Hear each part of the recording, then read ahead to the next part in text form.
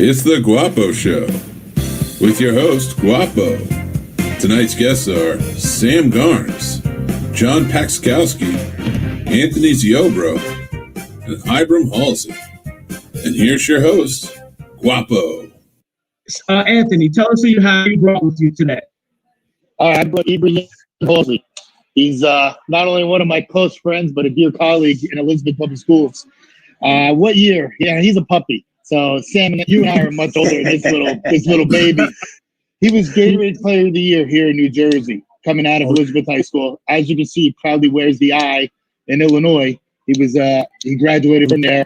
So he's a standout, not only athlete but individual. He's an in-class support teacher for us at our gifted and talented high school. I don't know how he ended up there because he's not gifted or talented, unfortunately. But we work with him. You know what I'm saying? So. Yes, I mean he's a phenomenal person, great role model.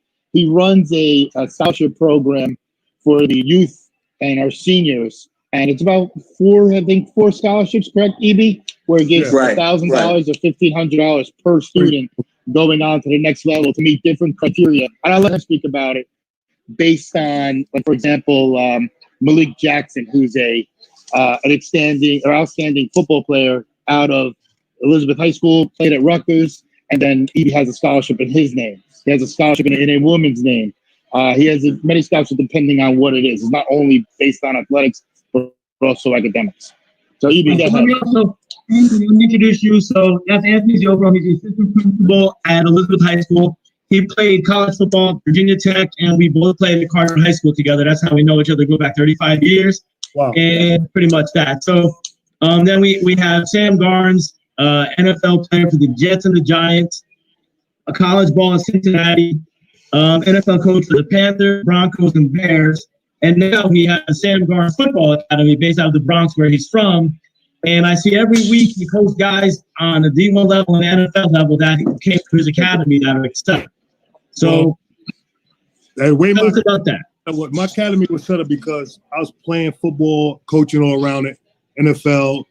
And you see how it's done in other states, and a lot of other states, they get the respect they deserve because what they do, as far as a lot of college kids and NFL players come back to high school and work with the youth, and some of the kids kind of pass on not only to the kids but to the coaches as well how to run a program on the next level. And we don't really have too much of that going on in the New York, New Jersey area, as far as I know. I'm pretty sure it's going on because there's some great program, but I know when I played in college and NFL, coming from the Bronx, that's not a place that's known for football. But I know when I played, I don't care what state it was, they were behind me, and that's my mentality. So when I go talk to our kids in this area, I let them know that those other places they do things and put themselves in position to have success, and I'm trying to bring that back to them. I let them know that they can do it. And one of the things I focus on is when I was growing up. I went to DeWitt Clinton High School. I would make up a school. Say if you went to Vegas High School. If you went to that high school and we saw you, we was beating you up. But that's stupid because when I get to NFL, I meet a lot of guys from Texas that all knew each other, one of the most competitive football places in the United States, but they get along with one another. All the combativeness happens on the field, but not off the field. And that's what I'm trying to bring back to this area. Like I'm trying to bring kids from different communities. I know, like I used to go to Yonkers, play my football, my little league football, being from the Bronx. And when you go up there, you think you got the Italian Irish kids, and me and the blacks and Puerto Rican kids, we go up there, we got an attitude. We thinking they don't like us and we don't like them. Next thing you know, we're the best friends forever. And that taught me, that put me in position, I have to work with other people, and for them to have to work with me. And you realize from early on in life that race and color don't mean anything. It just tells you your background, but it doesn't tell you where you're going or who you are or who you can relate to. And you never know who you can relate to until you put yourself in that position. So playing football at the age of 11 it just taught me how to get along with others and see others for what they really are. And then you got some great, I see the videos you post to your kids, you got in D1 schools, big programs, and you got a couple in the NFL by now, I'm sure too, right? Because they came through your academy? I have there's some kids some people I train NFL players too. I trained a guy that's right now he's playing for the Chargers. And then not to brag, it's just silly to just no other way to discuss it. Coaching for the Broncos and the Bears and the Panthers as well, I've coached a lot of great NFL players. So I have a lot of good connections. And if you watch some of my videos that I post, you'll see guys like Chris Harris Jr. liking it. And some NFL coaches liking it. And there's people that see it. And college, I don't think college coaches can like some of this stuff, but they see it as well. These kids are getting opportunities that I wish I had. And I'm not one of those players that, you play in NFL, you think you try to act like you're not that important, but no, like if I had an NFL player working with me, I would be so excited to have NFL players liking my posts. That's amazing to me. Yeah, of course it is. That's what kids want nowadays. They don't want to be on SportsCenter. They want to go viral and get famous people that are verified liking their stuff. Even if Jerry Rice, like just one person, if Jerry Rice like one of my videos by himself, my head would be this big right now. It's funny. It's funny too, because when I post something and you like it, I get it. And you're verified. You're verified. I don't like my stuff. You know me, man. I'm just a Bronx guy, man. I know. So John Paczkowski just joined us. He's the head coach at Franklin Township High School. He coached at the University of Maryland in Hofstra. Over 20 years in coaching, played his college football at TCNJ. And once again, he's from Carter High School. That's where me, Anthony, and him basically originated from. Thanks for joining, sir. Thanks for having me, guys. Thanks for having me. So what I want to talk about with you guys, Sam, you could start out like we were talking a little before. The kids who are going to miss out the most, I think, are the juniors, because when the big programs are looking at those elite athletes, they notice them as underclassmen. You don't get a guy that came out of nowhere and 2 games into his senior year starts excelling, he goes to Notre Dame. They see these kids as sophomores and juniors. Those kids that have those big futures generally tend to be, who they are when they're a sophomore, and they're starting at a junior the latest. So what's going to happen, Sam, I'll ask you first. What's going to happen to those kids that didn't have a junior year and they never really started, but they're exceptional athletes? What's going to happen? I have to assume it's going to be like any other year, to be honest with you, because it's just you're not going to be you won't be graded off of your game tape. It'll be more things you did in the past. And if you have any events coming up where you could go out there and train and show your ability and show what you can do, college coaches are going to have to take some risks because they still have a certain amount of scholarship they have to give. And kids that are juniors, like I work with a kid right now, he's a sophomore, started as a sophomore, he wasn't an all-star yet, but he played pretty good, and I could not wait to see this jump from the sophomore to the junior year. And that's what we're missing right now is that. Yeah, you're going to miss it, yeah. Hey, John, if I could, when in the off season, say in like last spring, when they start having like all the recruitment for rising seniors, in like that April, like the May Blitz, when coaches start coming in, had a couple kids, had one kid who academically Ivy League and like borderline Ivy League ability. He had the 1450 SAT, the 3.9. So I'm talking to a couple of coaches that one guy who actually coached with at Maryland, who's the head coach at Brown, James Perry. I'm like, how are you recruiting now? And this, we're like a couple weeks into this pandemic, and he goes, have them send me film of them lifting. Have them send me film of them doing the pro shuttle. Have them send me film of them moving. That's a great point. That's exactly what I do with my guys. I get them. I get them training and doing all kinds of different things, individual drills. Yeah. I them do like a combine. And you should do that. Yeah, you should absolutely set up a combine for these kids in like the spring or whatever. No, that's too late. The spring is too late. It would have to be almost like, well, it's already going to be spring. Awkward situation, man. Like what happens to the kids on the bubble? Anthony, you guys are now. Anthony, you have any guys that lost out? Like what, Anthony? You must have some elite kids that were getting looked at. It didn't happen. What happens? Well, I mean, historically in Elizabeth, we have had nothing but elite kids. I mean, Petch is also a coach there in Elizabeth. EB not only is a product there, he's coaching, but I mean, you're talking. I mean, the bloodlines run deep in Elizabeth, so you're talking Division I. Right now, we probably have 3 kids at Division I level that will be pro. We have a kid that's probably going to be in the next Olympics who also played football. He's a triple jumper, a long jumper. I mean, we have the athletes. It's getting them to buy into the system. And a lot of it is based on us, like Sam was saying, just the mentorship, having guys, good people like you guys, in order to get those kids out there. And they come around us and they buy into what we're selling. And like I was saying, Edie's going to explain more because, but I don't believe, I think right now, those kids, you're going to be able to get late signers. You're going to get kids that sign in late. A lot of, Edie was just talking to a bunch of his friends. We have a kid right now who's a backup quarterback in Carolina, the Panthers, PJ Walker. And he's a great kid. And he went the XFL route. I mean, there's opportunities out there for students and student athletes to get an opportunity to be seen. So now it's just them getting out there and seeing, like I said, get those combines. Sam said, let's hold trainings. Anthony, I agree with that. I'll tell you, here's a concern I have talking to some people who are at the D1 level. They're not losing this year of eligibility. So yes. I see that as a financial problem. Mariska, we spoke about this. I see it as a financial problem because you're going to have the 86 scholarships. Now, the NCAA could say, okay, well, you can bring in your typical, 20 class of 20. But now, is the school going to want to pay for 100 scholarships? Right, that's a good point. That is a great point. And they're doing that. They're doing that with general admissions as well. We got kids, who don't play sports who falling into the same category. Yeah. But really, what it comes down to is, I was speaking to Coach Mike Loxley. He's the head football coach for the Maryland Terrapins. Yeah, great guy, an excellent recruiter. But like you said, they got, just like we had to find ways to adjust. With kids not having locker rooms, and we all just had to find different ways to adjust to keep the season going.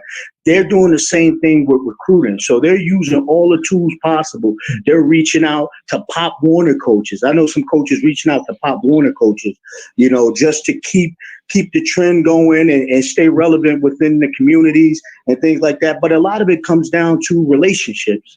And reaching out and having those relationships with coaches, relying on coaches' words and looking at the huddle film and the huddle clips and things like that. So, it's an abundance of things that go into the recruiting process right now. It's a very unfortunate thing, too, for the seniors and also the kids coming up behind them. How many games did you guys play at Elizabeth this year? 8. We had a total. Yeah, 8. We ended at 5. We didn't do the extra 2. Well, we could. Right. We just, instead of playing the last 2 consolation, to how our conference was wanted it. I was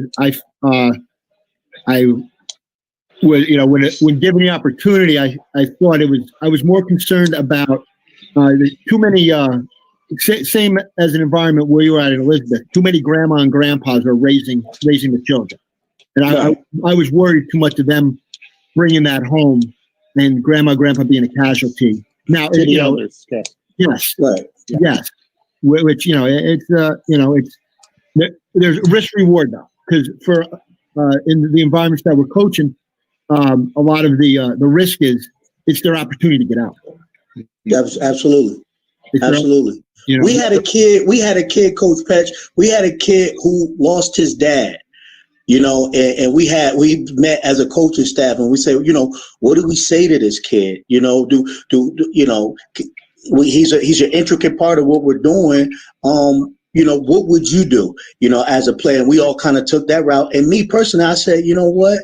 It's a traumatic thing, but I would play.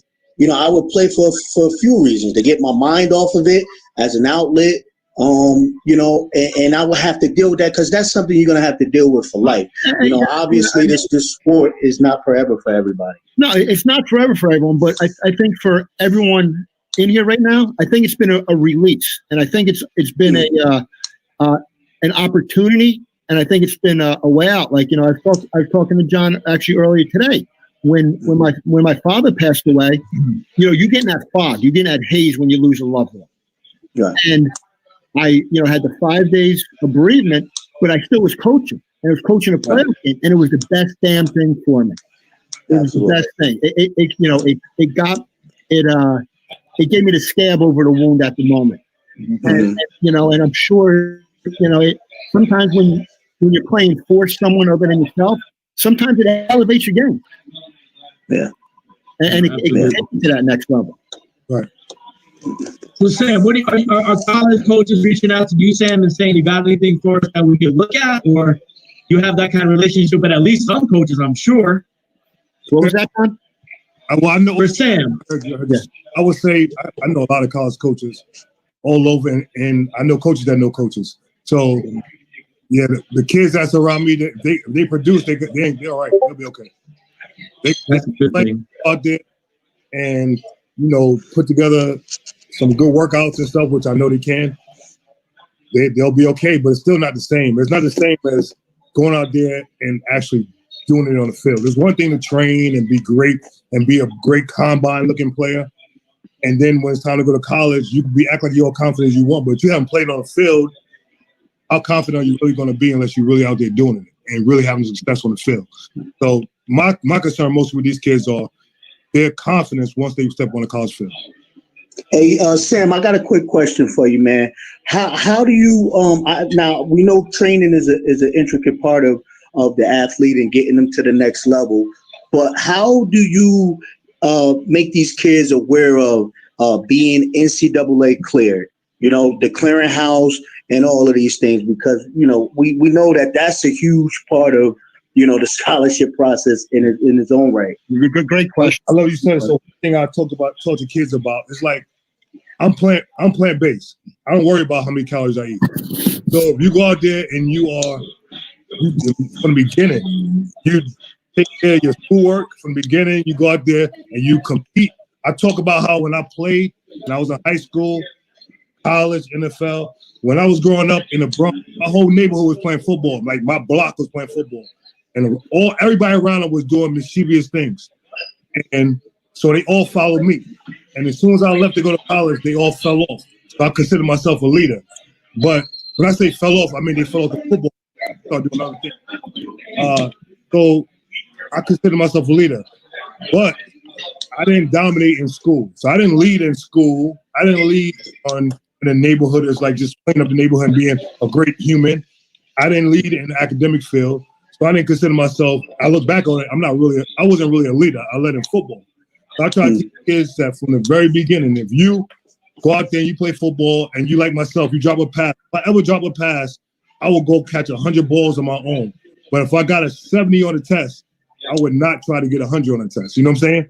So my mentality with those kids is to take that same mentality you have on the field to do the same thing in the academic room, in the academic space, because there's no feeling like, I remember one time when I was in the NFL and I was getting like kind of next to Tiki and we was kind of being introduced, and I was being introduced as a football player, all my accolades, whatever.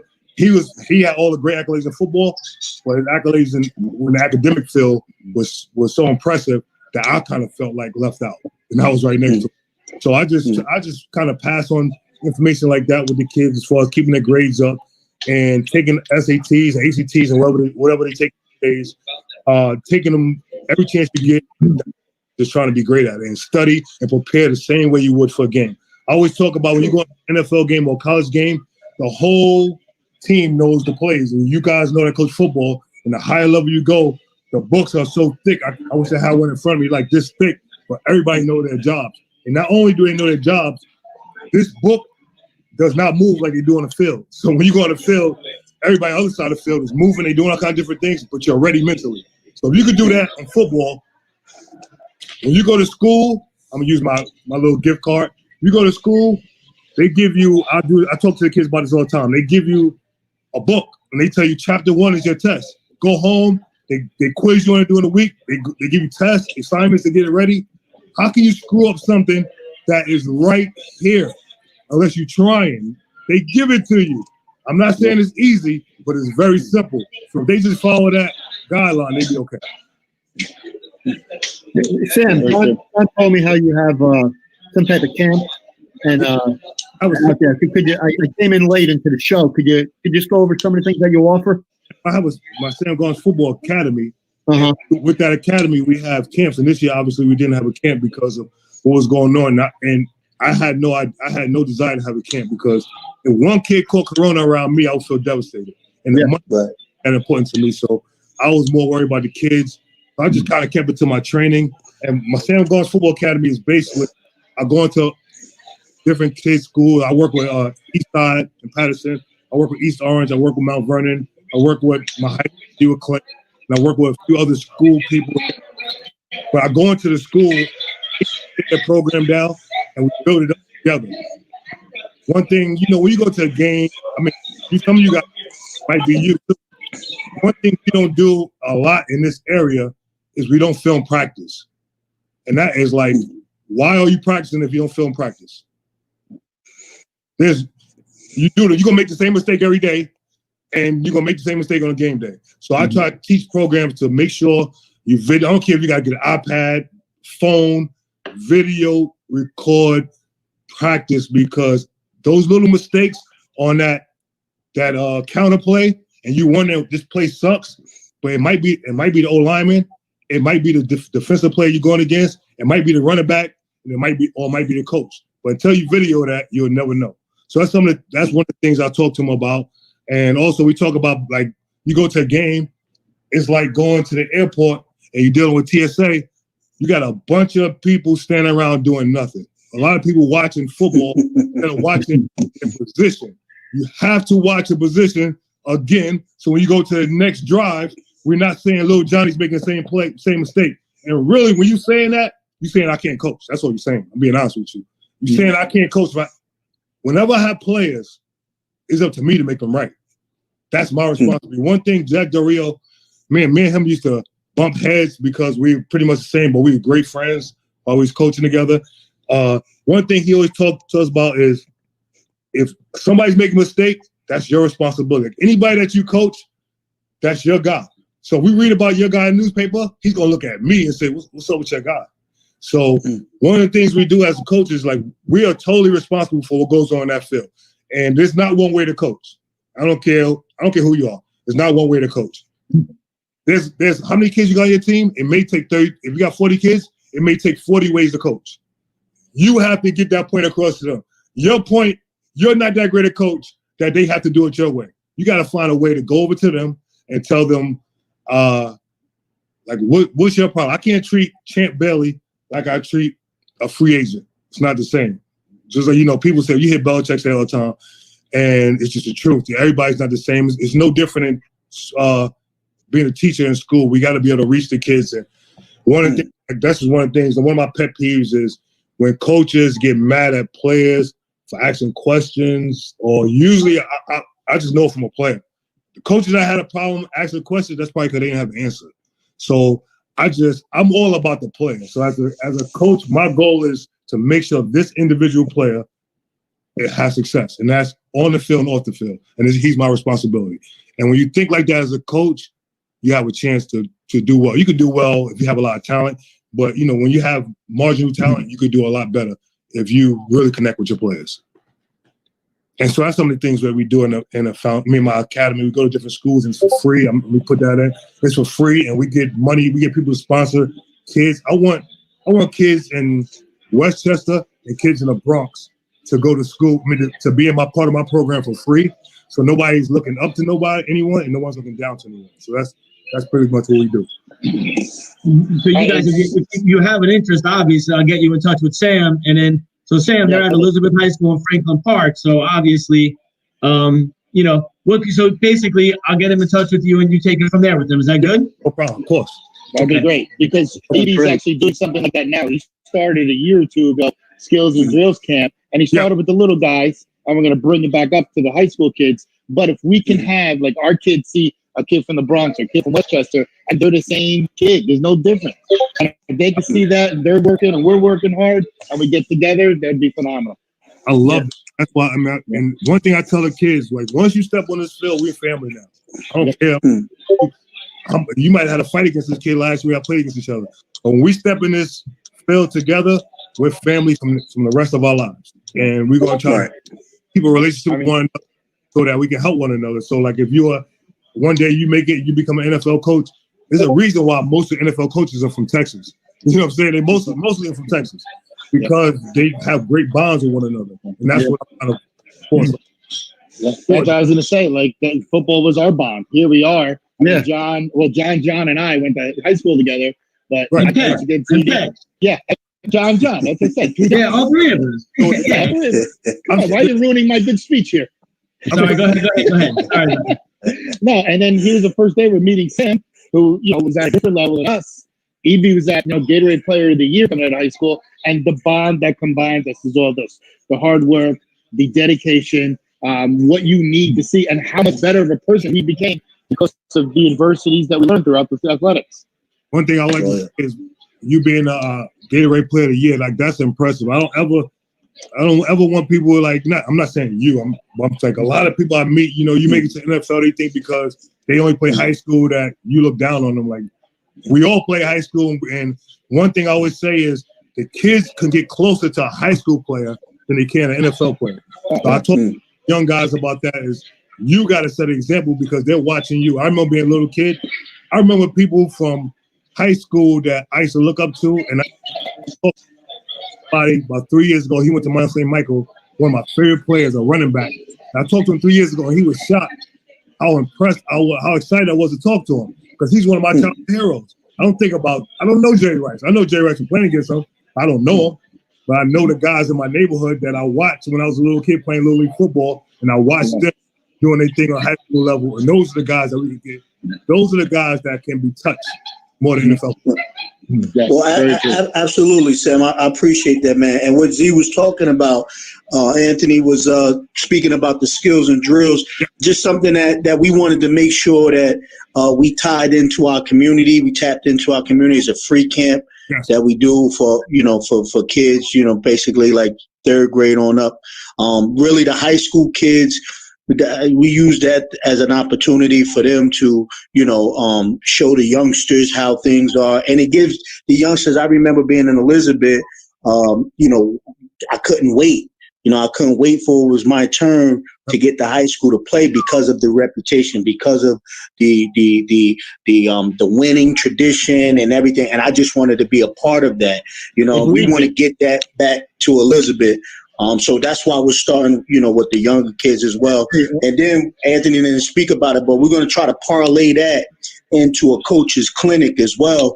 This way we educate our Pop Warner coaches, our youth coaches, get them all on the same system. Because when you look at programs, Sam, and I'm sure John knows this as well, when you look at the programs who really do well, it starts from the feeder program. And they're all doing the same thing. The terminology is all the same. So by the time the kid gets to high school, we're all speaking the same language. So that learning curve, we'll cut down on that. And that's one of the things that we're trying to implement here at Elizabeth as well. Man, you got the link as well because that's what I do in my academy. They have a lot of different clinics and stuff they have for high school coaches and college coaches. And I'm not a negative person, but I'd rather go to a private school than go to a public school. That's just me. I don't want one teacher with 1,000 students.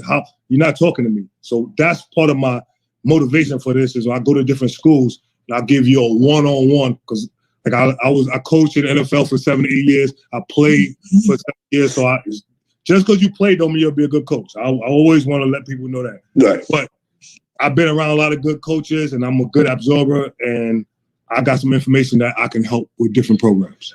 Hey, what I like too, what you're doing, knowing the trials and tribulations. Breaking up again for some reason. You got me now? Yes. Yeah, I got you, buddy. Evie, one of the things I think is great with you having the high school kids with the younger kids and the trials and tribulations you guys have in an environment like Elizabeth. Getting that connection, having a younger kid, seeing that older kid, and you have that high school kid who may when doesn't feel the coach's eyes are on him or someone's eyes are on him, he sees that little kid who he saw at the camp and make the right decision when he's in the street as opposed to where you start taking a community environment and placing it in a city environment with accountability to each other. I think you're doing a great job over there with that, with the skills and training. Well, I know like guys like Malik Jackson and Asad Abdul Khalik and Quentin Spotwood and Raheem Orr, these are guys, like Sam was saying, these are guys who I'm closer with, who are visual for me, where I can make more of a connection with and trying to, follow in their footsteps and do these things. They're my heroes. in a way. And that's what we want to do. That's the bond that we want to create, man, because it just breeds, that fire that we lost, man. We lost a little bit of it. We got to get it back. You need to bring that tradition back, pride back in Mid-American athletics, football. Yeah. We're getting it back in basketball. We got it in track. Now we got to bring it back in football. Hey, this is Sam. I don't know, I don't know how much you know New Jersey football, but for like years in and years out, Elizabeth was like a top 2, top 3 for the state, like through the 80s, through the 90s. They were having 5, 6, 7 kids every year. Elizabeth, like NFL players. Yeah. There's plenty of dudes. Even when I coached back, Jerome Murphy, I coached, who went to.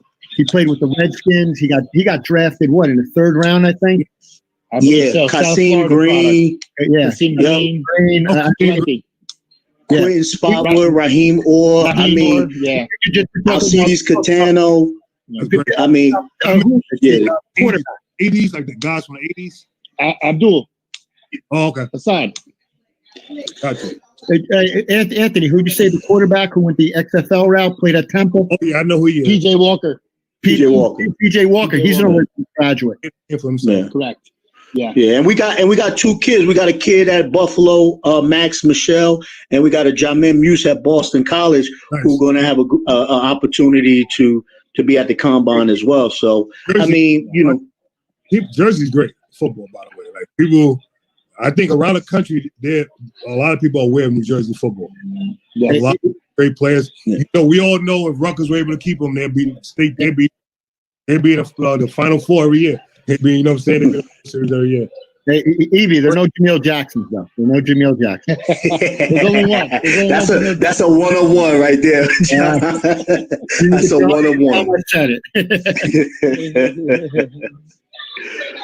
Hey, John, thanks for having me on. I got to get going, guys. Great seeing you, Sam. Appreciate everything you do, Sam. I'll have to go contact information from you. And if there's this bad dream that we're all living called 2020, this thing ever goes away. Elizabeth has a great facility, and I'm over in Franklin, right near New Brunswick. Beautiful. If you take the time to come down, I'm sure either or both of us would love to have you. We're going to be in contact, and I definitely will come down.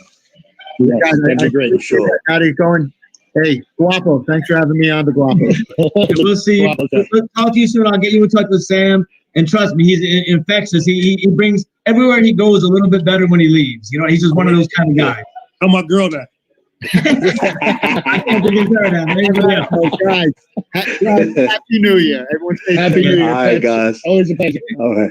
So, Anthony, why don't you ask? You got any questions for Sam? You got him here. I mean, everything that Sam is saying is we're not reinventing the wheel here. Right. Football's not brain surgery.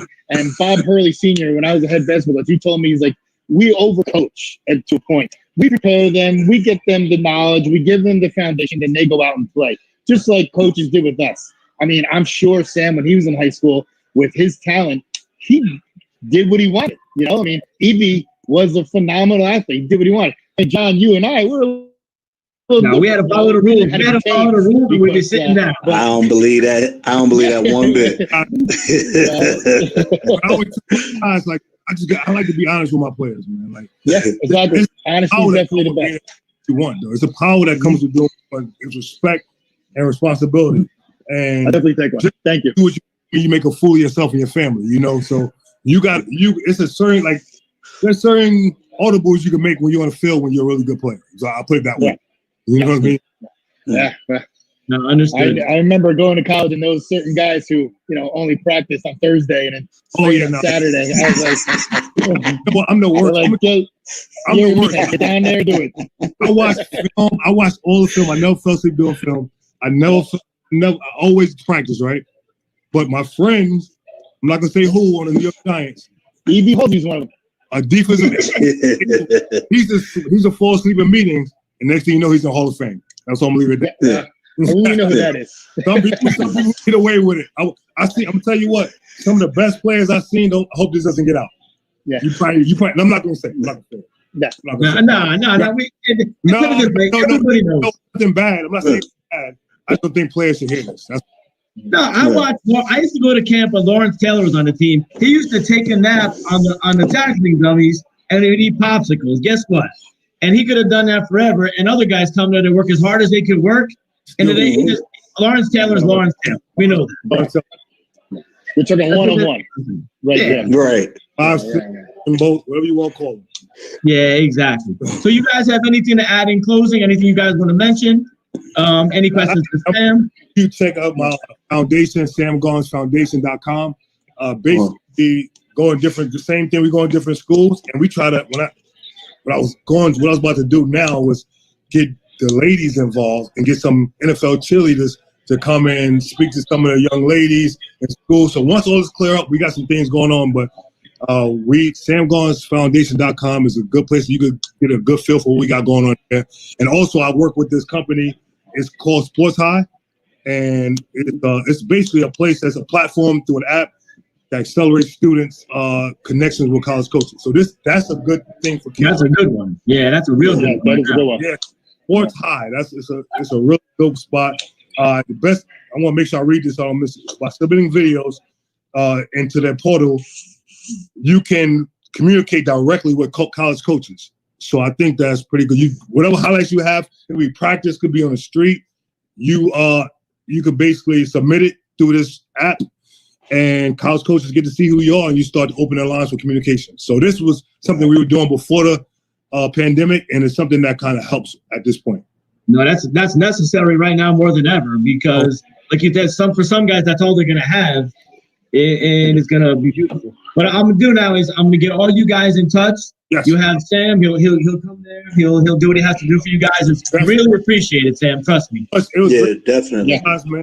Really appreciate it, Sam. We look forward to working with you. See you guys. No, thank you. Thanks for having us on, man. Appreciate it.